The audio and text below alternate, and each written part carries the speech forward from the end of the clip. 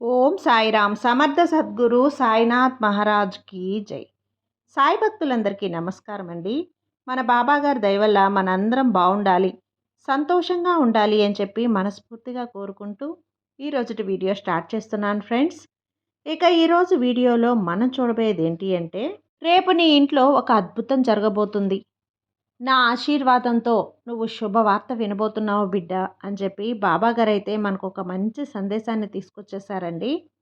ఆ సందేశం ఏంటి, ఆ సందేశం రూపంలో బాబాగారు మనతో ఏం చెప్పబోతున్నారు అనేది ఆయన మాటల్లోనే విందామా.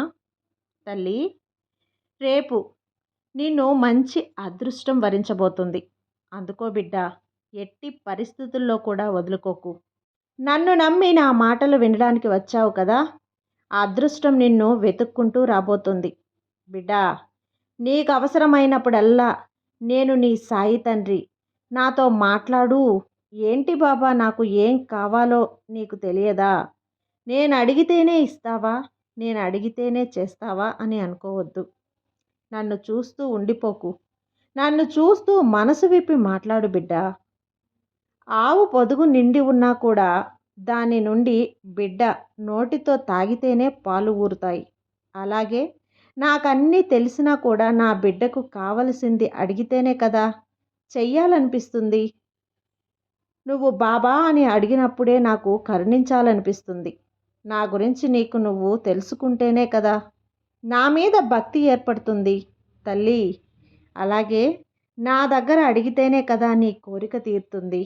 అందువల్ల ఏం కావాలన్నా అడుగు, నాతో మాట్లాడు, మనసు విప్పి మాట్లాడు.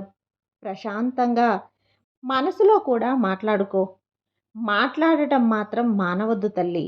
నేను కూడా నీతో మాట్లాడతాను, నీకు సమాధానం ఇస్తాను.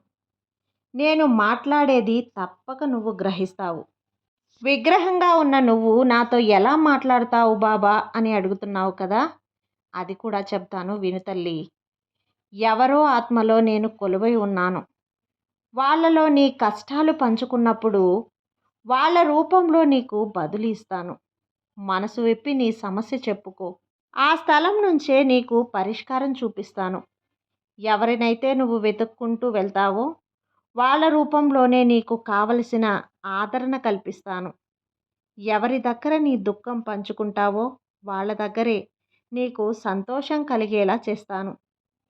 నీకు ప్రియమైన వాళ్ళు నీకు ఆశలు నెరవేర్చడానికి సాయం చేస్తారో వాళ్ళ రూపంలో నీ బాబాని నేనుంటానని గుర్తుంచుకో తల్లి.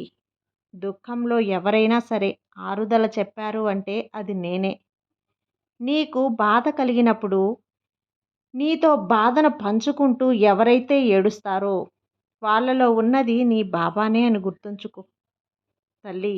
ఏం తోచని పరిస్థితుల్లో, గందరగోళ పరిస్థితుల్లో ఎవరైతే నీకు ఆనందాన్ని తీసుకువస్తారో అది నీ బాబానే అని గుర్తుంచుకో.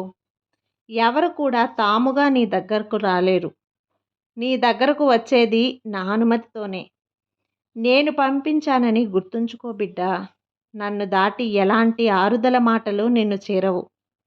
నా సంకల్పం లేనిదే నిన్ను ఎవ్వరూ ఆశీర్వదించలేరు. ఎవరు ఏ దారిలో వచ్చినా సరే అది ఈ సాయి పంపించిన దారే. ఈ ఒక్కటి అర్థం చేసుకో తల్లి.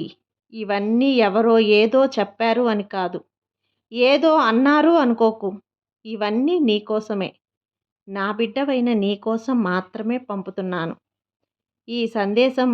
బిడ్డ, ఎవరో చెప్పారు, అందరూ విన్నట్టే నేను వింటాను అనుకోవద్దు.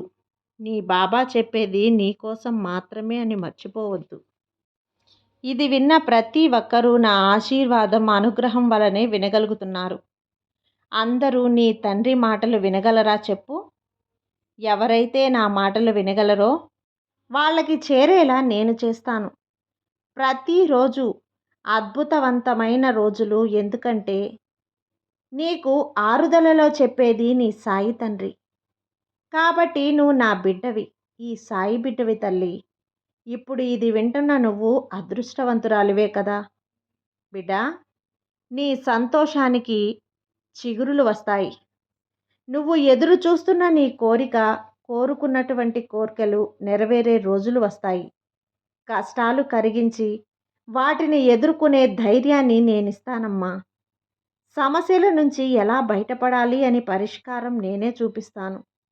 నువ్వు ఆశపడినప్పుడు దాన్ని నీ చేతికి అందిస్తాను.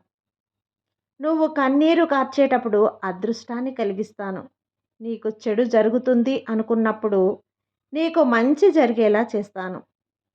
అన్నీ దాటించి నీకు అదృష్టకాలం కల్పిస్తాను. ఈ మంగళకరమైన మాటలు విన్నావు కదా. అదృష్టకాలం రాబోతుంది బిడ్డ. రేపే.